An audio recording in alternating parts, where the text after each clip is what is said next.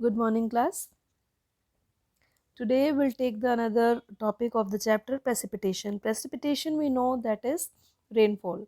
So in India almost the entire rainfall is brought in the by the advancing southwest monsoon June to September and retreating monsoon northeast monsoon areas of heavy rainfall have more dense vegetation as compared to areas less rainfall. So this is total term of climate chapter which we read मतलब आपका advance monsoon और reading monsoon. So have ever thought about that the forests are important for human being. Forests are renewable resources and play a very major role in the enhancing the quality and of environment, and they modify local climate, control soil erosion, regulate stream flow, support a variety of industries, provide livelihood for many communities, and offer panoramic or scenic view for recreation. Here is the importance of forests generally we are reading. We know that forests are very important. They play a major role to enhancing the quality of environment. मतलब जहाँ पर forest है हम जानते हैं वहाँ का environment तो clean होता ही है, pure होता है, pollution free होता है. साथ साथ क्या करते हैं ये वहाँ के climate को भी modify करते हैं. If you remember in the previous chapter I told you where we get forest तो obviously rainfall will take place. फिर दूसरा क्या करते हैं उस रीजन का सॉइल कंट्रोल करते हैं. फिर रेगुलेट द स्ट्रीम फ्लो मतलब नदियाँ जो पानी वहाँ पर है बहता है वो भी उसको भी चैनलाइज करते हैं, उसको भी फ्लो का भी कंट्रोल करते हैं, रेगुलेट करते हैं. Support a variety of industries, provide livelihood for many मतलब वहाँ से इंडस्ट्रीज भी फ्लरिश्ड होती हैं, वुड चाहिए उनको, टिम्बर चाहिए.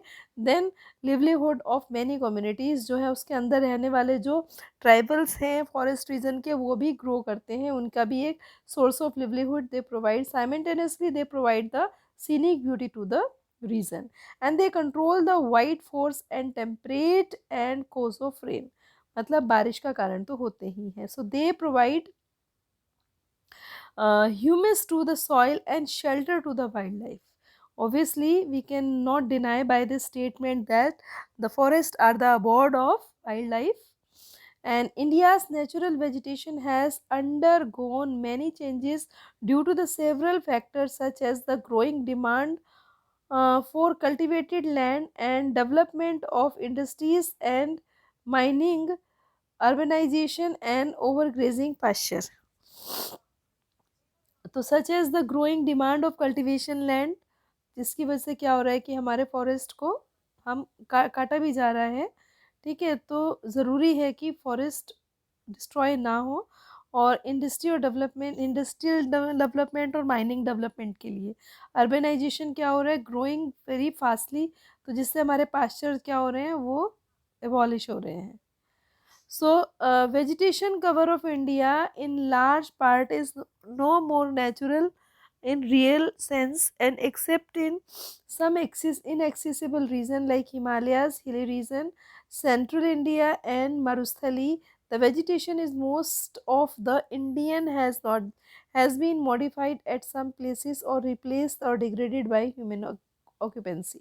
अब यहाँ इस पर एक चीज़ जो हम पढ़ रहे हैं वो मेन ये है कि the effect on the forest. ठीक है, वेजिटेशन पे क्या फ़र्क पड़ रहा है. तो आज वेजिटेशन का ज़्यादातर पार्ट जो है वो नेचुरल नहीं रहा है रियल सेंस में.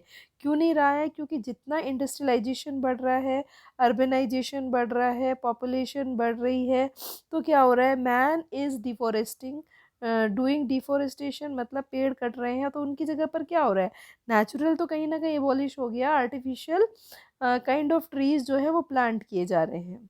तो ये चीज़ें क्या है, this is not a good symbol for the indigenous plant, and except in some of inaccessible region like Himalayas, hilly region, central India and Marusthali, vegetation is most of area has been modified at some places.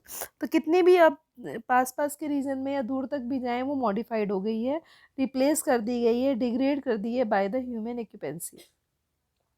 यहाँ आपके पास activity आई है, एक activity आपके ऊपर है, celebrate Van Mahotsav in your school locality, plant. तो many time we have given this activity to plant more and more and make your video and about this. And next one is that study the paragraph figure number 5.1 answer the following question, name the state having the maximum area under the forest cover. तो कौन सा state है वो आपके पास मध्य प्रदेश है। Name the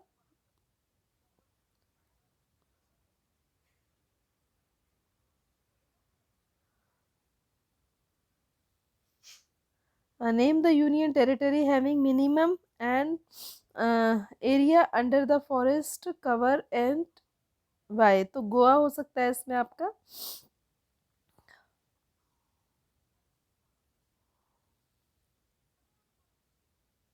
फिर आपका एक क्वेश्चन है, according to India state of forest report 2011 forest cover in India is 21.05, जबकि होना कितना चाहिए आपका 33% होना चाहिए, लेकिन पहले ये बहुत कम था, तो 19 तक था इंडिपेंडेंस के टाइम। अभी ये बढ़ रहा है, ठीक है, तो अच्छे सिम्टम्स है, लेकिन फिर भी अभी 33% नहीं है। So here some table have been given for you. You have to see where is the forest cover area in the percent. Now we come to the main topic of the chapter, that is types of vegetation. So here types of vegetation means how many kind of forest we do have in India. So firstly we say that tropical evergreen forest, tropical deciduous forest, tropical thorn forest and mangrove mountain forest and mangrove forest. तो firstly will take the evergreen forest. तो आपने last year से क्या बचपन से इसको पढ़ते आए हैं, is very easy. Evergreen forest का मतलब ही हुआ the heavy rainfall take place in this region and they are western Ghat and Assam region. So group of Lakshadweep, Andaman and Nicobar, upper parts of Assam, Tamil Nadu coast. तो ये आपके रीजन जो आते हैं, ये आपके रीजन हैं एवरग्रीन फॉरेस्ट के, tropical evergreen forest. and they receive more than 200 centimetre of rainfall short by dry season. बिल्कुल नहीं होता, ड्राई सीजन ख़त्म है, ठीक है। The trees reach great heights up to 60 metre. इनके जो पेड़ों की हाइट है वो कितनी हो जाती है, 60 meters high. And this region is warm and wet throughout the year. It has luxuriant vegetation all kind, हर तरीके की वेजिटेशन यहाँ मिलती है। These shrubs and creepers giving the multi layered structure. There is no definite time for these trees shed their leaves as much as such as these forests appear green throughout the year. तो इनका mean हरे क्यों दिखाई देते हैं, green क्यों दिखते हैं, क्योंकि throughout the year they get the rainfall. तो now if we conclude this paragraph again and discuss the characteristics.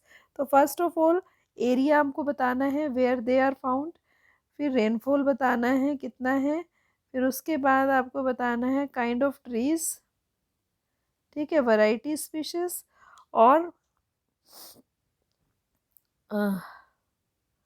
एक कैरेक्टरिस्टिक्स की जो मेन है characteristics that is when they shed their leave. तो ऐसे आपके 4-5 इसमें से बन जाते हैं। And this map is very very much important, this map you have to draw. So अगर हम इसमें स्पीशीज़ की बात करें क्या क्या हैं, तो आपकी स्पीशीज़ हैं, some of the commercially important trees of this forest are ebony, mahogany and rosewood, rubber and cinchona. तो common animals are found in these, they are elephant, monkey, lemur and deer. One-horned rhinoceros are found in the jungles of Assam, West Bengal. Beside these animals, plenty of birds and bats, sloths, scorpions and snails are found in these jungles. So आज हम इतना ही करते हैं। It was very easy, ये तो आपने कितनी बार पढ़ भी रखा है। तो इसमें से आपका एक लॉन्ग क्वेश्चन प्रिपेयर होता है जो कि आपको तैयार करना ही है एवरग्रीन का। तो long question you can take out 5 points at least, the strengthening points they should be there। Okay, okay, I leave the class, thank you।